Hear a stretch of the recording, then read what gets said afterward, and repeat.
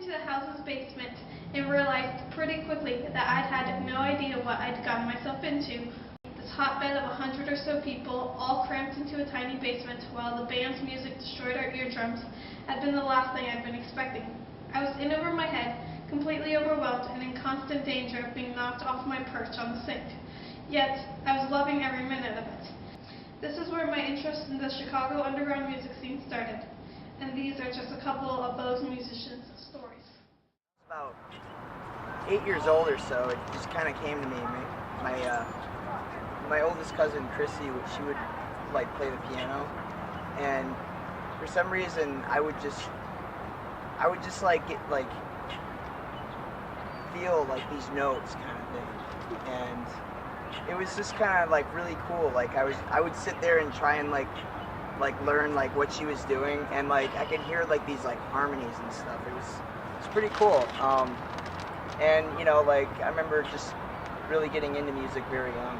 I am in currently 3 bands. One of them is an alternative rock and metal group called Sons of Serenity. I've been with them for about 6 years, and I actually grew up with these guys. They're like my best friends. They're actually a record label that might be looking at us soon.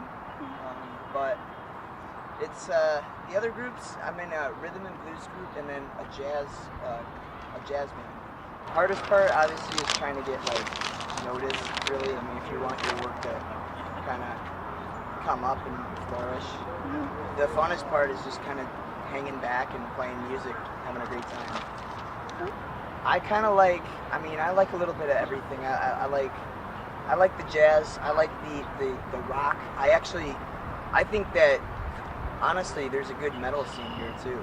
I'm really into metal, and if you go out in the burbs, there's actually there's a lot of venues you can play at. I just think that, I don't know, you got to go out and find it. You really got to talk to your friends. People have to get more influence based on like word of mouth, and you know, it's not a bad thing.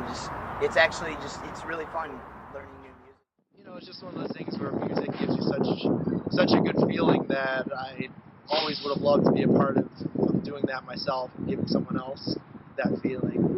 And it took me a lot longer than I would have liked to, but you know, here I am, hopefully doing that now, giving some people the feels here and there. You know, I love things that make me depressingly, suicidally sad at the same time. You know, I love good, fun, upbeat songs as well.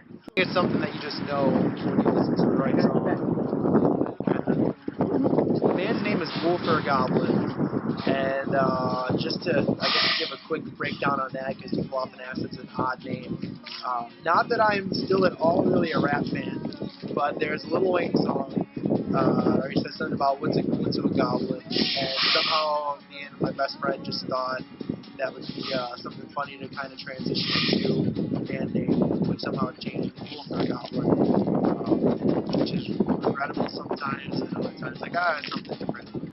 There's a band called Thrillage who plays very, very, very rarely at this point. They're a Chicago band, and you know, they're a 3-piece band. My band is as well, and I think there's a big influence on there of you know, what they're able to do with only one guitar. You know, they really make you want to kind of like rock out and you know, I guess dance as best as you can for like a rock type band. And, they just kind of seem like the epitome of what I desire to be in the music field. Like, I'm not someone who necessarily has these aspirations at this point for making it big. You know, if our band could be something who kind of just, you know, we have a little following within, you know, the local area or the Midwest, and kind of play weekend shows and everything that our schedule permits, that would be cool. And that's what this band kind of seems like to me, Village. They're just, you know, they get together and they kind of play when they want to have fun. The most rewarding thing is when people truly enjoy your music.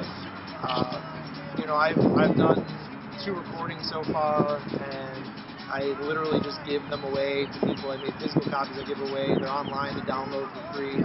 And it's extremely overwhelming to, you know, make sure you get people to actually show up. I mean, we're always at this point, since we're not very established, at one of the lower bands on the bill, so there's not as much pressure. But especially when bands come from out of town, and you know, we're the hometown band, it's like feel the pressure to draw as many people as we can. I feel guilty trying to get my friends to come to any and all shows, especially if there's like cover charge. But we've definitely, played some house and apartment shows at this point. About 2 or 3 weeks back, we played a show in Indiana, which was like these kind of young high school girls. They were like,